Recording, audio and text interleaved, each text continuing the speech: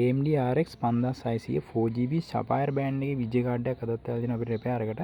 ඉතින් මේ කස්ටමර් නෝ ඩිස්ප්ලේ කියලා තමයි කිව්වේ. ඉතින් අපි මේ විජේ කාඩ් එක ගලවලා බලපුවාම මෙන්න මේ වගේ කන්ඩිෂන් එකක් තමයි තිබ්බේ. ඉතින් ඔයාලට පේන ඇති thermal paste එක හොඳටම dry වෙලා. ඒ වගේම memory chip එකත් උඩට thermal pad එනකොට thermal paste දාලා. ඒ ඔක්කොම dry වෙලා තිබ්බේ. ඉතින් guys අපි මේ කාඩ් එකේ තිබ්බ fault එක මෙන්න මේ විදිහට රිපෙයාර් කරගත්තා. මේ තියෙන රිපෙයාර් එකෙන් පස්සේ ඒ කස්ටමර්ගේ විජේ කාඩ් එක හොඳට වැඩ කරනවා. ඔයාලට පේන ඇති GPU එක fully load එකේ දුවනවා. ඉතින් ඔන්න විදිහට අපි මේ කාඩ් එකත් රිපෙයාර් එක සාර්ථක කරගෙන තිනවා. ඉතින් ඔයාලගේ විජේ කාඩ් රිපෙයාරින් තිනවා නම් MDC කම්පියුටර් දැම්ම අපිට කතා කරලා ඔයාලට පුළුවන් අපෙන් රිපෙයාර් කරන්න. ඒ වගේම ලැප්ටොප් රිපෙයාරින් තියෙනවා. ඒ වගේම ඩෙස්ක්ටොප් මදර්බෝඩ් රිපෙයාරින්, ගේමින් ඩෙස්ක්ටොප් මදර්බෝඩ් රිපෙයාරින් ඔයාලට මේ ඕන එකක් අපෙන් රිපෙයාර් කරගන්න පුළුවන්.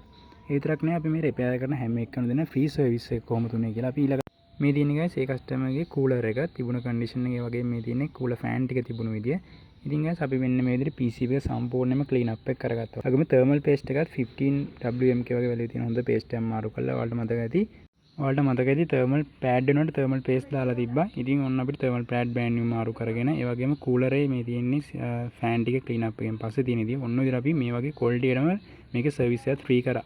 ඉතින් ඔන්න විදිහට මේ විජේ කාඩ් එක වැඩ ටික අවසන් වුණා. ඔයාලගෙත් විජේ කාඩ් රිපෙයාර් තියෙනවා නම් අනිවාර්යෙන් MDC කම්පියුටර් දැම්ම අපිට කතා කරන්න. වැඩි විස්තර වලට මේ නම්බර්